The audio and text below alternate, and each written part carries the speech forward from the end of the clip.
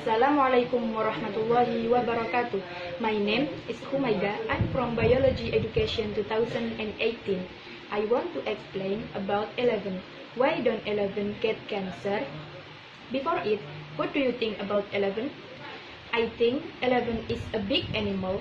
It has a slanting eyes, it has a wide ears, it has a trunk, and it has a tusk. And do you know why don't elephant get cancer? I will explain it. It follows that the bigger you are, the more cells you have, and therefore the higher of the likelihood of one of those cells becoming cancerous. But if you look at progressively larger animals, you don't see an increased rate of cancer. This is called Peto's paradox. After Oxford University, Richard Peto, who pointed out on a cell-by-cell basis, humans have a lower cancer risk than a mouse. So why does it happen? The University of Chicago, Finney Lynch, has been looking at elephants for inspiration. So we were curious in why elephants don't get cancer, and we care about elephants because their closest living relative is actually very small. It's about the size of ground dog or a small cat or something that's called a hyrax.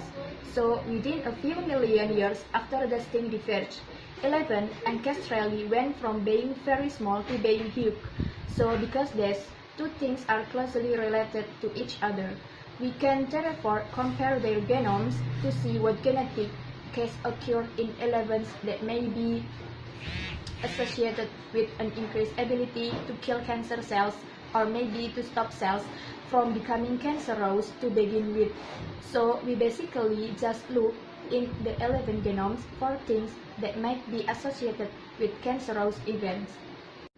There is two different kinds of genes. One, oncogenes. Didn't find that elephants had fewer oncogenes, so that couldn't be the strategy. If you have these genes, when they get mutated, they cause a cancer. Two, tumor suppressors. Elephants have a special gene called P53.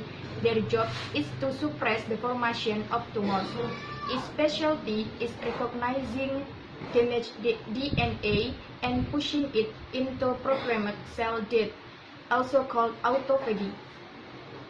20 copies of the P53 gene, whereas every other animals that we look at had one. The cells react more sensitive to any damage to the genome and start cell death early.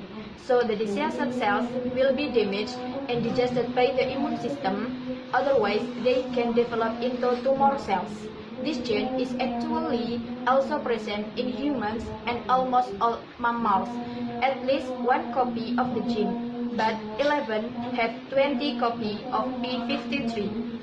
So maybe 10 have signatures that they do something and then the remainder have signatures of these non-functional genes. Genes duplicate themselves all the time. They're called pseudogenes because they look like genes, but they are not really genes. Amazingly, this pseudogene 11 can suddenly function again. In other words, this gene arises from death. This gene then destroys the energy supply from diseased cells. LEF6 works by punching holes in mitochondria that function like power plants in cells and cause the diseased cells to die. The LEF6 gene is thought to have been active in elephants for millions of years. This gene seems to have also been in the body of the ancestors of today's modern elephants, the hyrax. It's possible that the mechanism of cancer cell repulsion is also responsible for the size of the elephant.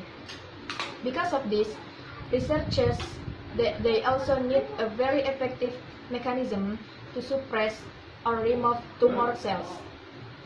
Maybe we can find a way to develop drugs that can mimic LEF6 behavior in elephants or make cancer cells to revive their zombie cell copies. Conclusion: all of organisms have a P53 gene.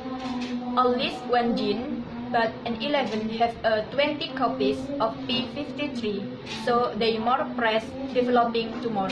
The initial size of an 11 is very small because it has a lot of cells.